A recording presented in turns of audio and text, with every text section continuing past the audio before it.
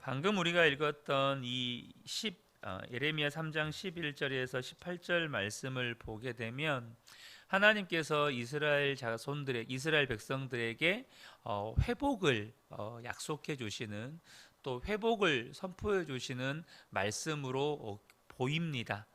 그런데 여러분, 하나님께서 이렇게 회복을 말씀하셨다는 것은 이스라엘이 지금 회복해야만 하는 상황 가운데 놓여 있다는 것을 의미합니다.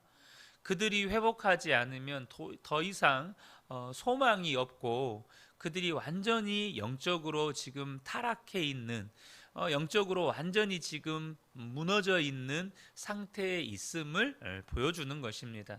우리가 읽진 않았지만 지금 에레미야 3장 1절부터 이 10절까지의 내용이 사실 그 내용입니다. 에레미야는 부부 관계를 비유로 하나님과 이스라엘의 관계를 보여줍니다. 1절부터 5절을 보면 한 번 갈라선 부부가 다시 결합하는 것은 불가능하다고 선언하면서 이 행음한 남유다가 하나님께 다시 돌아오는 것을 비판하고 계세요. 1절을 보면 그들이 말하기를 가령 사람이 그의 아내를 버림으로 그가 그에게서 떠나 타인의 아내가 된다 하자 남편이 그를 다시 받겠느냐? 그리하면 그 땅이 크게 더러워지지 아니하겠느냐 하느니라. 내가 많은 무리와 행음하고서도 내게로 돌아오려느냐? 여호와의 말씀이니라. 이스라엘을 아내로 비유를 하고 하나님을 남편으로 비유를 하셨는데, 이 이스라엘이 지금 다른 남자와 행음하여 하고도 하나님께로 돌아오려고 하는 것에 대해서 비판하시는 거예요. 유다는 하나님의 은혜를 빙자해서 우상과 행음을 하는데, 하나님은 그런 이 유다의 행태를 거부하십니다. 특별히 오늘 본문을 보면 이 북이스라엘과 남유다를 자매의 모습으로 비유를 하는데요.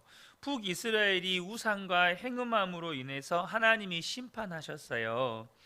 남유다는 이 북이스라엘이 무엇 때문에 하나님의 심판을 받았고 멸망하였는지를 다 보았는데도 반면교사로 삼지를 않았어요.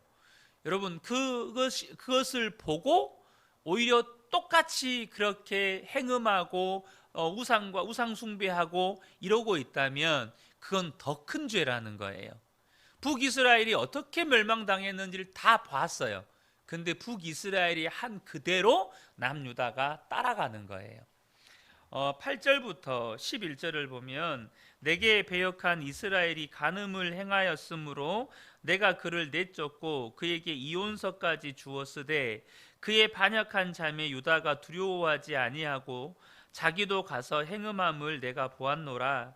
그가 돌과 나무와 더불어 행음함을 가볍게 여기고 행음하여 이 땅을 더럽혔거늘 이 모든 일이 있어도 그의 반역한 자매 유다가 진심으로 내게 돌아오지 아니하고 거짓으로 할 뿐이니라. 여호와의 말씀이니라. 여호와께서 내게 이르시되 배역한 이스라엘은 반역한 유다보다 자신이 더 의로움이 나타났나니.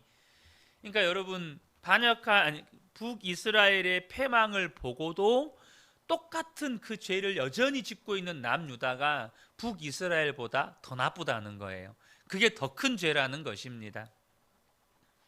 우리는 간혹 그런 말을 하는 분들을 보기도 합니다. 무슨 말이냐면 젊을 때 내 마음대로 하고 싶은 대로 하고 누리고 싶은 거 다 누리고 살다가 죽기 직전에 예수 믿고 천국 가면 좋겠다. 아마 여러분도 그런 생각을 해보셨는가 모르겠어요. 내가 젊었을 때 하고 싶은 거 다 해보고 누리고 싶은 거 다 누려보다가 그냥 죽기 전에 예수 믿고 천국 가면 되지. 이런 말들을 하시는 분들을 아마 들어보셨을 거예요. 이런 말을. 그런데 여러분, 이게 불가능한 말이라는 거 아십니까? 이게 불가능해요. 무슨 말이냐? 단순히 내가 언제 어떤 모양으로 죽을지를 모르기 때문에 불가능하다는 말이 아닙니다. 사람은 자기가 언제 죽을지 모르잖아요. 근데 그것 때문에 불가능하다는 것이 아니고 오늘 본문이 왜 그게 불가능한지를 설명해 줘요.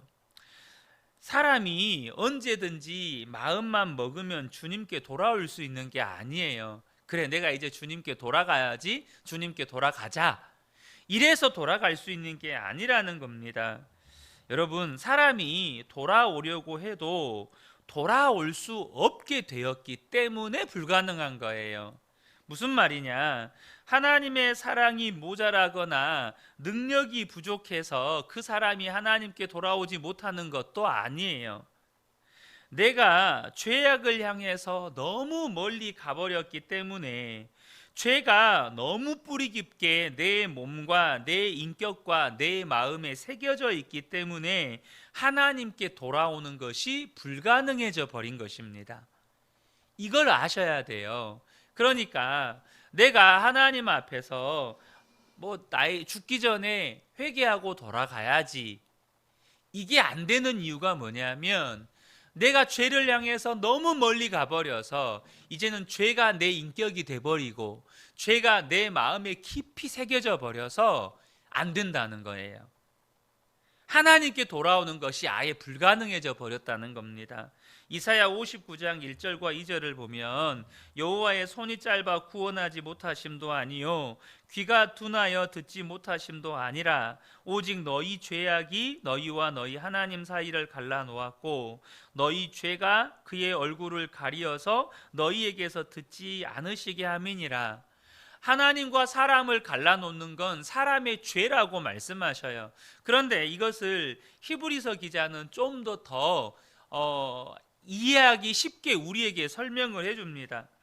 히브리서 6장 4절에서 6절을 보면 한번 빛을 받고 하늘의 은사를 맛보고 성령에 참여한 바 되고 하나님의 선한 말씀과 내세의 능력을 맛보고도 타락한 자들은 다시 새롭게 하여 회개하게 할 수 없나니 라고 말씀을 합니다. 여러분, 사람이 타락할 대로 타락해 버리면, 그 마음과 인격에 죄가 새겨져 버리면, 이 사람이 예수님을 믿었어요, 믿는다고 말해요, 교회도 다녔어요, 하나님을 찬양도 했어요, 은혜가 뭔지도 알아요, 성령의 은사도 맛봤어요. 그런데 다시 타락하여서 그 죄가 그 마음과 인격에 새겨지게 되면 돌이키는 게 불가능해진다는 겁니다. 다시 회개하는 게 불가능해진다는 거예요. 하나님께서 이 이스라엘 백성들에게 이른 비와 늦은 비를 그치게 하셔서 하나님만 유일한 창조주이신 것을 보여주셨는데도 불구하고 이 이스라엘 백성들, 유다 백성들은 정말로 부끄러움을 잃은 창녀의 얼굴을 한 것처럼 자신의 죄를 깨닫지도 못하고 부끄러워할 줄도 몰랐어요. 자기들의 욕심에 그냥 스스로 그냥 욕심대로 살기로 작정을 한 거예요. 사랑하는 성도 여러분, 저와 여러분이 이것을 두려워하실 수 있으셔야 합니다. 죄를 방치하시면 안 돼요. 우리가 날마다 예수 동행일기를 쓰면서 우리의 삶을 돌아보고 그날 하나님 앞에 지은 죄가 있다면 회개하고 돌이키는 이유는 우리의 마음속 깊이, 우리의 인격 깊이 죄가 뿌리 내리지 않게 하기 위함이에요. 우리가 매일매일 우리의 몸을 씻는 것처럼 우리의 마음도 죄가 인이 박히지 않도록, 죄가 우리의 인격이 되지 않도록 우리의 마음을 씻는 거예요. 이게 너무너무 중요하다는 것입니다. 이스라엘 백성들은 여전히 입술로는 하나님을 나의 아버지, 또 청년 시절의 보호자로 고백을 해요. 그러나 그들이 마음으로 하나님을 아버지라고 신뢰하거나 경외하지 않았다는 거예요. 4절과 5절을 보면 네가 이제부터는 내게 부르짖기를 나의 아버지여, 아버지는 나의 청년 시절의 보호자이시오니 노여움을 한없이 계속하시겠으며 끝까지 품으시겠나이까 하지 아니하겠느냐. 보라, 내가 이같이 말하여도 악을 행하며 내 욕심을 이루었느니라 하시니라. 여러분, 여전히 이들은요, 하나님을 나의 아버지라고 부르고 있고요, 그리고 하나님은 나의 청년 시절의 보호자라고 고백하고 있어요. 그런데 입술로는 그렇게 고백하면서 이제 이렇게 말하죠. 노여움을 한없이 계속 하시겠으며 끝까지 품으시겠나이까? 하나님이 나의 아버지인데 내가 좀 죄 짓는다고 나에게 노여워하시면서 분노하시면서 징계하시겠습니까? 심판하시겠습니까? 이러고 있다는 거예요. 그러면서 그들은 여전히 악을 행하면서 그 욕심과 죄악에서 돌이키지를 않는 것입니다. 여러분, 저와 여러분이 이 말씀에서 보아야 될 것이 뭐냐면, 마음이 없는 종교적인 경건과 열심과 외식이 몸에 배어 있으면 스스로를 속이게 된다는 거예요. 여전히 열심히 교회를 다닙니다. 주일 예배 드리고 11조도 드리고 또 모든 공적인 예배에 빠지지 않고 심지어 교회에서 열심히 봉사도 해요. 그러나 하나님을 사랑하는 마음은 없어요. 하나님을 사랑하는 마음은 없어요. 그러면서 여러분, 여기에서 무서운 게 뭐냐면, 자기는 열심히 예배에 참석도 하고 11조도 하고 또 교회에서 봉사도 하잖아요. 그러니까 스스로가 하나님을 잘 믿는다고 속이는 거예요.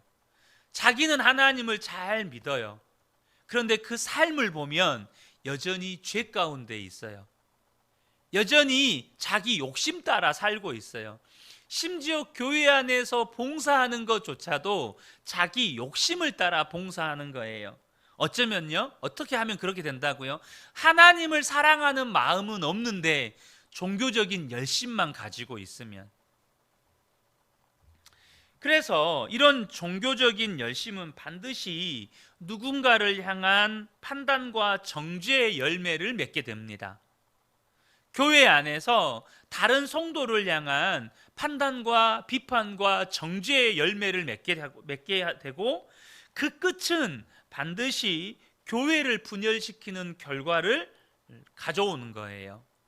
여러분, 종교적인 외식, 종교적인 열심, 이렇게 율법적인 신앙생활은 반드시 판단과 비판과 정죄의 열매를 맺고 반드시 교회의 분열의 결과로 나가게 된다는 거예요. 그러므로 저와 여러분이 마음으로 하나님을 사랑하게 되시기를 축복합니다. 여러분, 우리의 몸과 마음이 하나가 되어서 하나님을 섬겨야 돼요. 우리가 마음으로 하나님을 섬겨야 됩니다. 물론 여러분, 마음으로만 하나님을 섬기시면 안 돼요. 마음이 있는 곳에 우리의 몸도 함께 가는 거예요. 그래서 여러분, 우리가 예배는요, 골방에서도 드릴 수 있지만, 골방에서도 하나님을 드리지만 우리의 몸이 함께 모여서 예배하는 거예요. 왜죠? 우리가 진짜 마음이 있다면 몸이 가는 거예요. 진짜 마음이 있다면 재정도 함께 가는 거죠. 그래서 우리가 하나님 앞에 예물을 가지고 하나님 앞에 나오는 거예요. 진짜 마음이 있으면 몸도 함께 가는 거거든요. 그리고 우리 기도는 골방 기도도 필요하지만 이렇게 주님 앞에 예배당에 나와서 기도해야 되는 거예요.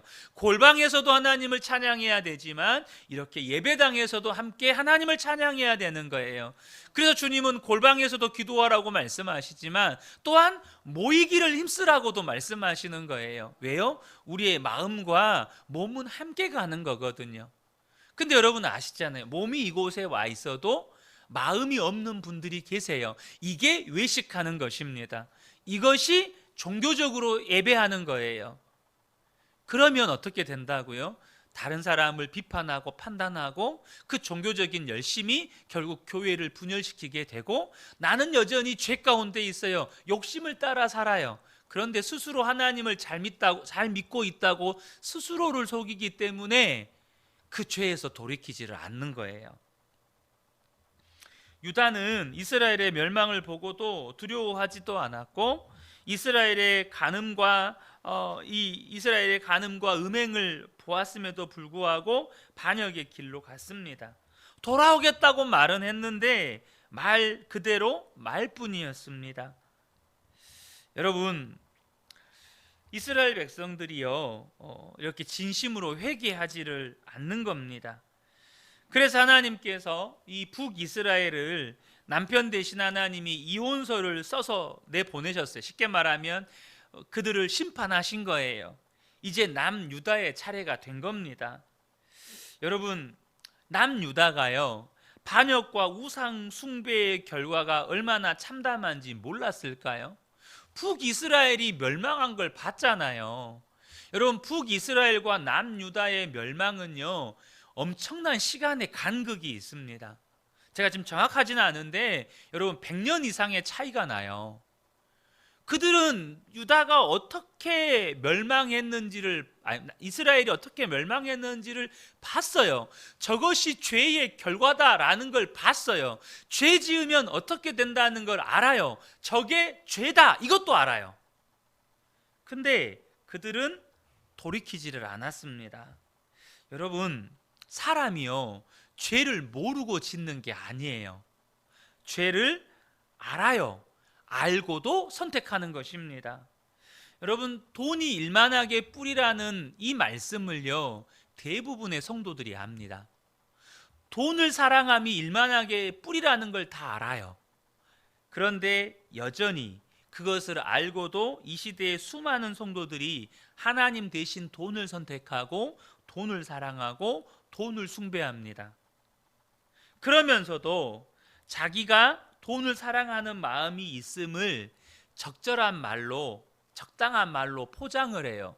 어떤 말로요? 사람이 세상을 살아가려면 돈도 필요하다.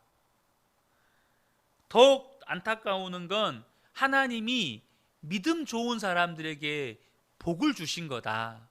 예수를 잘 믿으니까 하나님이 복을 주신 거다. 여러분, 정말로 안타까운 게 뭐죠? 그게 죄인지 알면서도 그걸 선택해요. 그리고 자기 변명을 해요. 그럴싸한 말로 사람이 세상을 살아가려면 돈도 필요한 거야.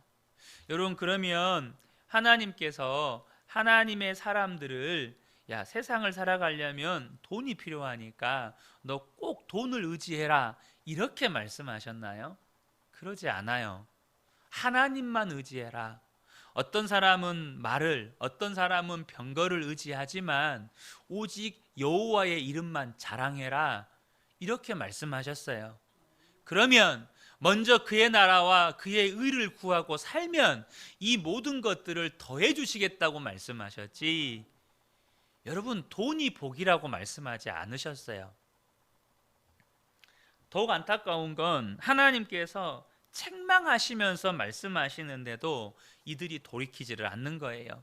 마치 엘리야가 바알과 아세라 선지자들을 다 모아놓고 바알이 진짜 하나님이면 바알을 섬기고 하나님이 진짜 하나님이면 하나님 섬겨라 라고 말씀하실 때 이스라엘 백성들이 여전히 머뭇거리고 있는 것처럼 하나님의 말씀을 듣고도 돈과 하나님 앞에서 여전히 머뭇거리고 있는 성도들이 너무 많다는 거예요. 그런데 오늘 우리가 읽었던 본문의 말씀은 이 본문과 연결지어서 하나님만이 우리를 회복시키실 수 있다는 것입니다. 그래서 하나님께로 돌아오라는 거예요. 이게 에레미야 선지자의 간곡한 호소입니다. 하나님만이 너희를 회복시키실 수 있다. 하나님만이 너희를 복주실 수 있다. 하나님만이 너희를 구원하실 수 있다. 그러므로 하나님께 회개하고 돌이켜라. 여러분, 회복의 가장 빠른 길은 하나님께 돌아오는 겁니다. 하나님께 돌아와서 회개하고 하나님께 돌이키는 거예요. 에레미야가 그렇게 간절히 호소하는 거예요. 하나님께로 돌아와라. 사랑하는 성도 여러분, 우리가 가장 빠르게 회복되는 길은 하나님께로 돌아오는 것입니다.